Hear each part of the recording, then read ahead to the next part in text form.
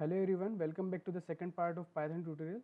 In English, we'll start in this tutorial moving away from the previous tutorial, moving forward from the previous tutorial in which we learned the mathematical functions. So let me just open the test file here which we have put it in the on the desktop. So I'm just going to open this with IDLE. So here earlier we have used the Python for adding, multiplying, subtracting and dividing two numbers. In this tutorial we will basically learn if else, maybe some for loop and some syntactic sugar if we could. So let us start Python. So let me while going through if else and every other part we'll go through several the data types of Python. So let us start with some if else. So let's say we want to have a program where we can grade students. So let's say we want to grade students, sorry, let's have a multi-line comment. So we want to grade students based on the procedure that if the numbers are greater than 100, oh sorry, not 100 because 100 is the maximum limit, 90, then we will grade them A, and if the numbers are greater than 50 or and less than 90, we will grade them B, and if their numbers are less than 50, then we will grade them C. So these three procedures will be followed for our grading procedure. What we will require from the input is a number. So a student's number or a student's marks will be the input, and we will process the input using if else loop and then we can output the grade. So let's start the coding. So I will use these lines of code. I'm just going to copy them and paste them later on, but I will just comment them out. So we'll paste the lines. So instead of using these two lines, we'll just use first line, we'll call it num. This is the number of the student, or basically whatever student has got in the exam, and we are trying to process the number. Maybe instead of int, let's just put float, because we don't know what kind of marks a student is getting. Maybe a float number will be there, 90.5 or something. So we don't want to scrutinize that much. Like we don't want to scrutinize the numbers, so we just go with the easy option, that is float. Let us go ahead and make a loop. So in Python we use if else, very similar to any other programming language, but here we use if num is greater than 90. So sorry, not greater than, I have used smaller than 90. Number is greater than 90, then we create a colon, and after a colon we just click on enter. So if we click on enter, it automatically manages to create a tab or space. That is the syntactic function of Python, that we don't need to create a lot of colons, semicolons and brackets. The syntax automatically adjusts to the program structure in Python. So as we put enter after colon, it automatically have a tab space, because the other section of statement or code will come after this much. So if a number is greater than 90, we need to print A. So that's what we want to do. Now we again put enter, it will again go back to the tab space with a tab length of space, but we don't want it because we just want to print and go get out. So we put a backspace and try to put the else statement. So in Python, if we are doing multiple conditions, so more than two conditions, we use elif.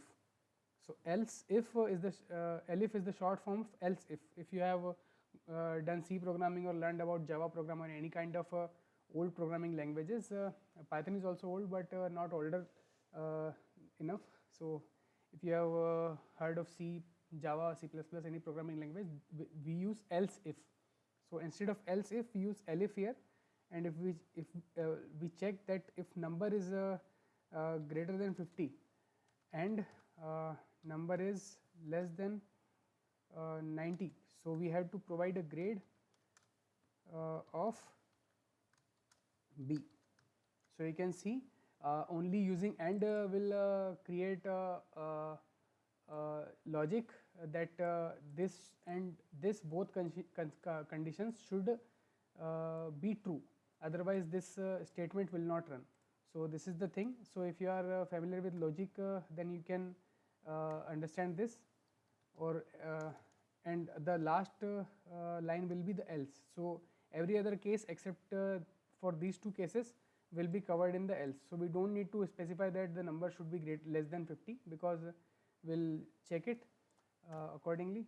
So we'll print C. Okay. So there is one more issue which will be encountering while running this program. I will tell you while after running this program. So let us run this program by just pushing F5 button. So we have to insert a number, that is 45. So 45 is less than 50, so it is printing C. Let us rerun the program. Now we'll put 78. 75 is B because it is between 50 and 90. We'll rerun this program and put 91, because 91 is greater than 90, so we have A. Now let's put some negative numbers or higher numbers like 100 or 1000, but it still puts A. So but we know that the number should be in the range of 100 to 0, because we cannot provide numbers out of this range because we don't have marking scheme like that. So we have to catch this kind of exceptions. So we can do that in these statements here, like we can put a elif statement, and we can have an elif statement like if number is greater than 0 or greater than equal to 0, maybe some student can get 0, and number is less than 50. So we can print C. Okay. So if a number is greater than 0 but less than 50, we can print C. If number is greater than 90 but number should also be less than 100, we can have equivalent to 100 because less than equal to. So less than equal to will work here, or else is out of limits. Okay. So if the number is not in the limits, so we can just print number is out of limits, and we can return this kind of error. However, the program will run the actual, so the actual error will not encounter in the program. So we can see that we have catched all the ranges from 100 to 0. So we can see that this kind of program will run. Oh, sorry, the invalid syntax. We have to put num here. Now we'll run. So you can see a number is greater than or less than 50. So here we put a number like 1000. So number is out of limit, and we can run it again and put a negative number like 9, minus 9. So number is out of limit. So you can see that this program is running properly with if else loop, and you can do more. Later on I will go through try and catch kind of like higher Python, like you see a more developed level of Python which will require. Now after going through this basic program of if else, we'll go through the for loop. So we'll just comment this out and try to use a for loop. And there in Python we have while loop as well as for loop, but for loop is the most famous one. So let us start with the for loop. So for loop is in any time, any kind of program, in any kind of programming languages, loops are used to replicate like monotonous tasks, like we need to print a number from 1 to 100, or we need to print a number from 1 to 10. We just without printing 10 times, we can just loop the same printing method from 1 to 10. So let me introduce you to a basic program like for I in range. So range is a Python function which I need to introduce while going through for loop. So range is basically, as you can see here, as soon as I have written range, so this pop-up has been shown that how does range work. So let me just tell you how does range work. So range is a Python function which creates numbers in the range of whatever you define in the range function. So let me just give you an example. So we want to have a Python number like number group between 1 to 10. So it will have a Python, it will have a number between 1 to 10 including 1 and excluding 10. So the last one will be excluded and first one will be included. So you have to be careful, And for I in range, so I will iterate from the range 1 to 10. So let me just give you a basic example of printing I. So I want to print all the number in range 1 to 10. So I will run this function. So for I in range, basically means for all the number which are in this range, you need to print I. Okay, so let me just run this program. Okay, so this has print 1 to 9. So you can see that first number of range is included and the second number, that is 10, is excluded. So let me give you more examples of more examples of this function range. So instead of 1 comma 10 comma 2, so range basically takes 3 arguments. So let me go with the third argument, that is the difference. So if you don't provide any difference, the default value which is taken by Python is 1. So common difference between numbers, like from jumping to other number from first number, is the common difference which we have to describe or define. So here we have used 2.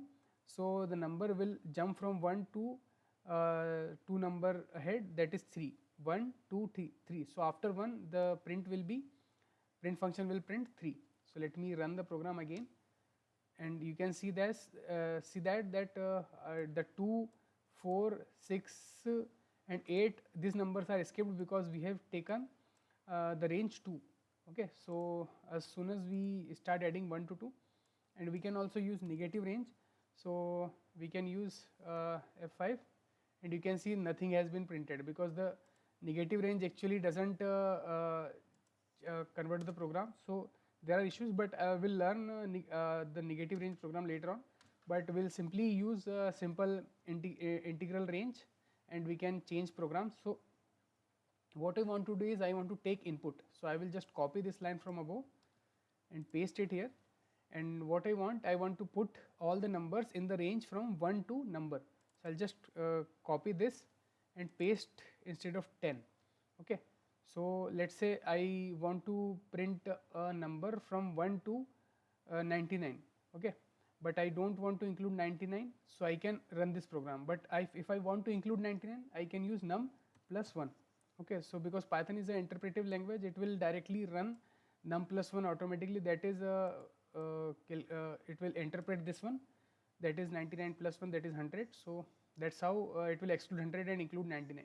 So you have to just push 1 up, because you know that the later function or second argument in the range function is automatically is not inclusive. So you have to be careful. Now let's run the program and see that we have to input the first number. So let's put 45 because we want to print. Okay, float object. So because there is a problem, because in the range we cannot use float numbers, so just try to put it as int. Now run it. So insert 45. Now you can see that from 1 to 45 all the numbers have been printed. Okay, so this is basic for loop. Now let me introduce you to the while loop. Okay, so I'll just under this you can see that after every semicolon the Python automatically shapes a tab. Okay, here as you can see will look automatically, so you don't have to put backspace wherever ideally it is very general, wherever it puts you, start writing from there. If you want to get out of this for loop, you have to just put backspace now. So we'll do a while loop under this, but we will do the while loop after getting out of this for loop. So just put the backspace and start from the same indentation from the for loop. While num is greater than 0, we have to keep printing num. Okay, so this is the while loop. So let me just comment this for loop out. So I don't want to run this for loop, but I want to use this input of num, which will be in integer form, and I want to print the num till the number is greater than 0. This loop can go to infinity, because you know the number unless we put a number that is negative, but if we put any number that is positive, this loop will run infinite times. So we don't want that to happen. So after every run, what we will do is we'll do num equal to num minus 1. So after every loop run, we'll subtract 1 from the number. Okay, that's what we'll do. So now we'll run this program. So let's put 12. Now you can see it has printed just the opposite case from 12 to 1. Okay, Now let me describe what the while loop does. While loop is very similar to if else. Okay, so it takes a condition in the bracket if num is greater than 0. If that condition is true, then it provides it go ahead whatever is inside the statement. So in while statement we have put print, and we have after print we have provided a function or instruction that is num is equal to num minus 1. That is a new number, new value is assigned to the variable num, which is the previous value num minus 1, that is 1 less from the previous value. So this assignment will automatically reduce the num after every run of the loop. Okay, so that's how while loops are used in Python. So we have seen here if else statements, for loop and while loop. So I will finish my tutorial here. Thank you.